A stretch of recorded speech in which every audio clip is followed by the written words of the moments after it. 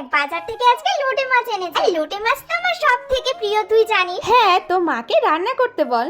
না, আজকে তুই রান্না করবি। মা রান্না করতে গেলে সব মাছ ভেঙে ফেলে। ঠিক আছে চল, আমি যেইভাবে রান্না করব এইভাবে রান্না করলে একটা মাছও ভাঙবে না। দিদি রে, লোটে মাছটা তো নরম, কড়াইতে দিলেই তো সব ভেঙে হ্যাঁ, যায়। সেই কারণেই মশলাগুলো প্রথমে ভালো করে কষিয়ে নিচ্ছি। মশলার মধ্যে ছিল পেঁয়াজ, রসুন, টমেটো, আদা রসুন বাটা আর বাকি গুঁড়ো মশলা। দেখ এবার মশলাটা কষানোর পর ঠান্ডা করে নিয়েছি। তারপর এর মধ্যে কুচিয়ে রাখা আলু আর মাছটা দিয়ে ভালো করে মাখিয়ে নেব। এই দিদি, গরম কড়াইতে হাত দিচ্ছিস কি করে? আরে পাগল, আমি তো তোকে বললামই যে মশলাটা ঠান্ডা করে নিয়েছি। এবার এর মধ্যে ভেজে রাখা বেগুন আর সামান্য একটু জল দিয়ে ঢাকনা চাপা দিয়ে দেবো।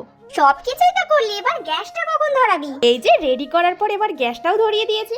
এই দেখ, দেখেছিস কিভাবে নাড়াচ্ছি? খুন্তির সাহায্যে কিন্তু একদম হালকাভাবে নাড়াতে হবে। এই দিদি, ধনে পাতাটা কিন্তু একটু বেশি করেই দিবি। মাছের মধ্যে ধনেপাতা দিলে খেতে কিন্তু হেভি লাগে। এই দেখ মাছগুলো কত সুন্দর গোটা আছে, দেখেছিস? এবার তাড়াতাড়ি দে না দিদি, ভাত নিয়ে তো কখন দিয়ে দাঁড়িয়ে আছি।